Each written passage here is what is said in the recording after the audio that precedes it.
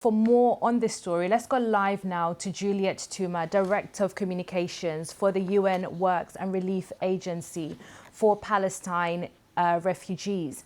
And Juliette, I just want to start by asking you what you make of events happening at Al-Shifa today.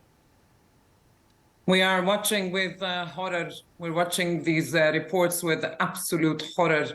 Medical facilities should be protected at all times, but this is yet another indication that no place is safe and no place, including civilian infrastructure like hospitals, like UN facilities, they've not been spared during this war.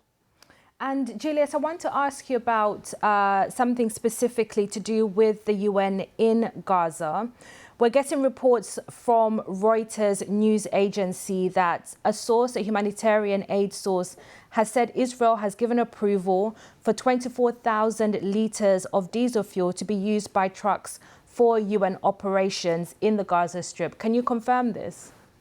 No, I cannot confirm this. I, like you, saw the Reuters report, and I can confirm that no fuel has come into Gaza to date. Per the statement that we put out last night, we confirmed that no fuel has come into Gaza since the war began. It's been 5 weeks now. And in fact, we at UNRWA are on the verge of having a significant reduction in our operations. And in some cases, if we do not get fuel, we will be forced to stop some of our operations that are life-saving.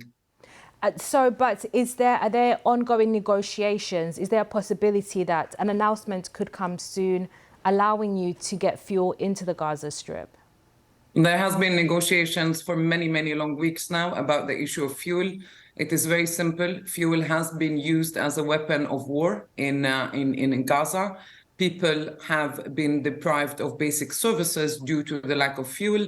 We at UNRWA have been calling to get an urgent shipment of fuel for the past 3 weeks, and it has been falling on deaf ears. And this is obviously putting a lot of pressure on us as the largest humanitarian agency to do our work. Without fuel, we cannot work. It's very simple. It's very, very simple.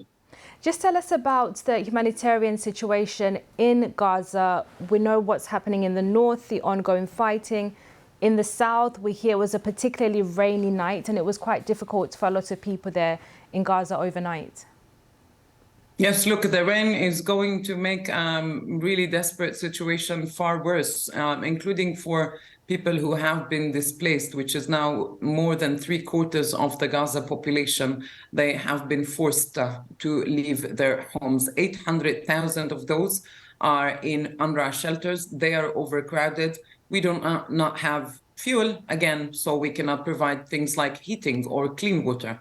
This is why it's absolutely critical that fuel comes in, and it's not a one-off shipment, by the way. There needs to be shipments of fuel on a regular basis, on a daily basis, and the amount that we need to run the largest humanitarian operation in the Gaza Strip. Thank you very much. That's Juliette Touma, Director of Communications for the UN's Relief and Works Agency for Palestine refugees. Thank you for joining us.